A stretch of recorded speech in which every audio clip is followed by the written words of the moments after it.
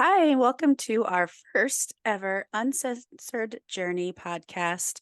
My name is Cindy Goldstein, and I help guide women of all ages through a journey of gaining self esteem and helping them embrace and enhance their sense of self worth and guiding and assisting them on their paths towards recognizing their value and building a strong foundation of self esteem that they can carry throughout the rest of their lives. And with me, I have. Gabriela Popescu. I work with C-levels executives that experience burnout to achieve an internal balance of the mind, body, soul, like they've never had before. Awesome. I'm excited to be here. Gabriella and I met at work in a corporate environment, but we soon realized that we had a lot more in common in the spaces where we like to want to help people and on the spiritual path and journey to create better lives for ourselves and the people around us. Would you say that's correct? Yes, 100%. And Awesome. I think that we are um, in the beginning of our working relationship, and I cannot wait to see the amazing magic we get to create here today. Yeah, I'm excited as well. So, do you want to tell everybody a little bit about your journey and how you got on the path of self discovery and helping people also learn about themselves? Sure. So I started on my healing journey about 7 years ago. I was on a self-hating, self-destructive path for most of my life. And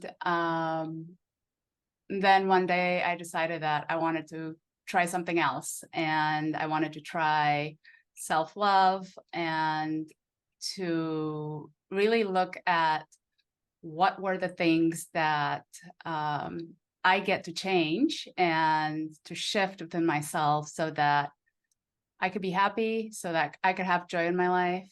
And yeah, so that I can be who I am today. What about you, Cindy? What brought you here?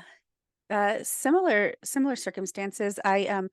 My journey started on March 1st, 2011, when I stumbled into the rooms of Al Anon, and that's where my self-worth journey started. But had since taken a path of its own. My life was out of control, and I was miserable every day, and I.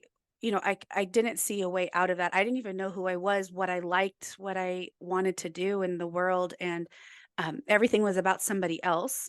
And I started, you know, uh, first just started putting the focus on me and like figuring out what made me happy and how I can make my life joyous, happy, and free.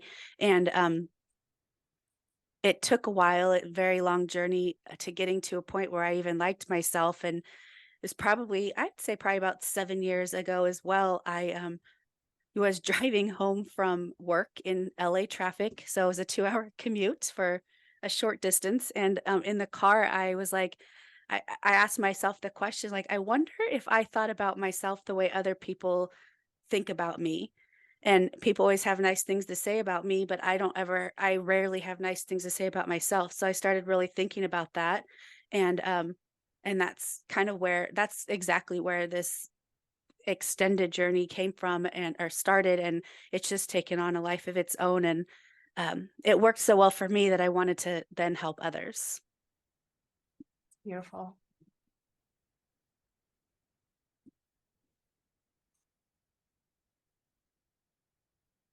Um, that's fantastic. So, what exactly do you do when you're helping others?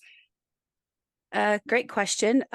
Well, I don't ask anybody to do anything that I haven't done before. So what I have is I have courses and challenge. Like I have a 21-day challenge and I have a 12-week course that I offer, and it's just really kind of learning how to love yourself. And I can dig a little deeper into what that looked like for me and what I ask of other people in trying to gain the same things is I was taught that self-esteem comes from us doing esteemable acts, and what that looked like for me was showing up and keeping my commitments and um, figuring out how what made me happy and what brought me joy. And from that question I asked myself in the traffic, what would my life look like if I thought of myself like other people think of me? And started with a love letter to myself every night. I started writing a love letter.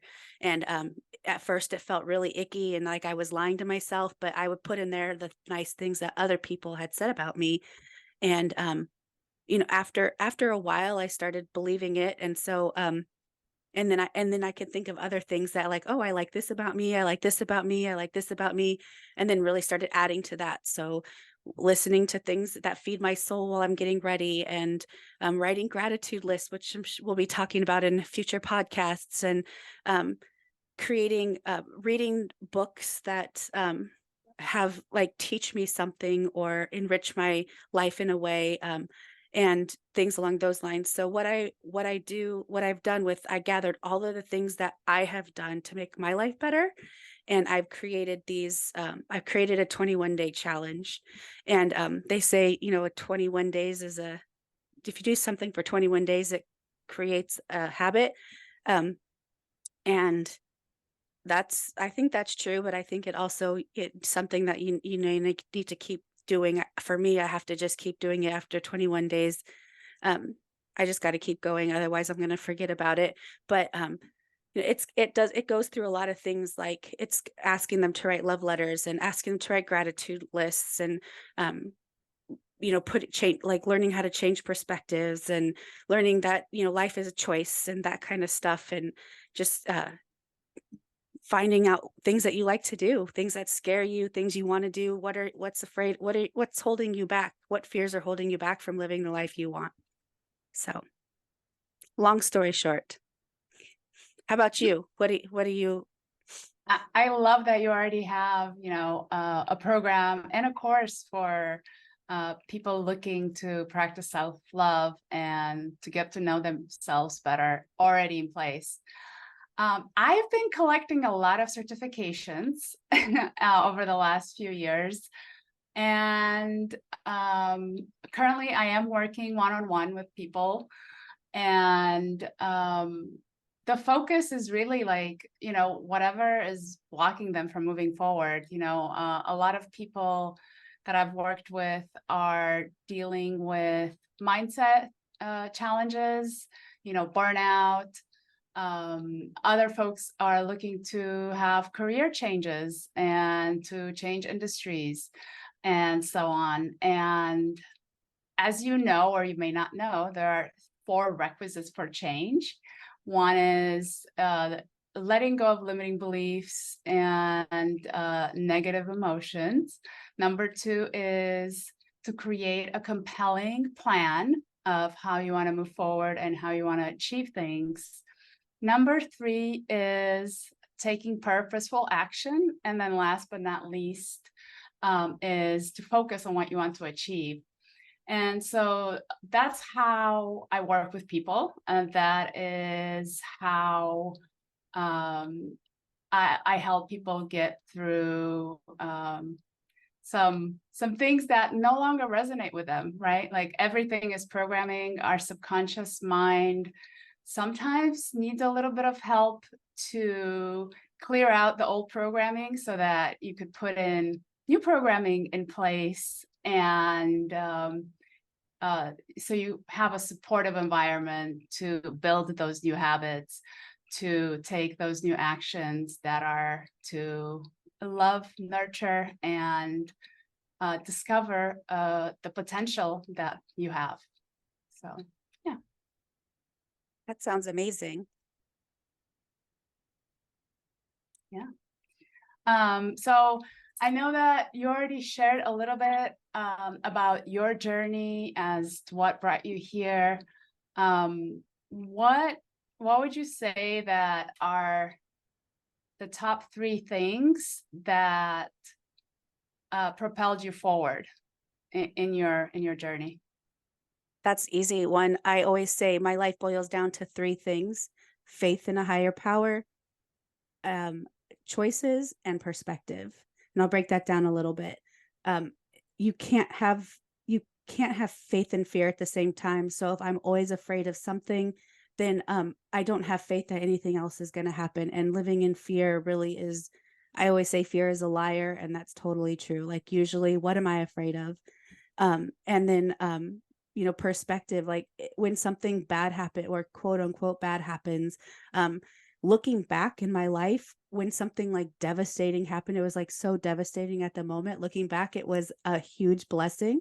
So changing the perspective of things, and even when it's happening, and there's um you can and then the other one is choices, right? And I'll go back to perspective, and choices are kind of hand in hand for me, is that um everything, I feel like everything is a choice. So I can wake up every day and choose to be miserable. I can wake up every day and choose to be happy. The choice is mine, and it's what my perspective is that day.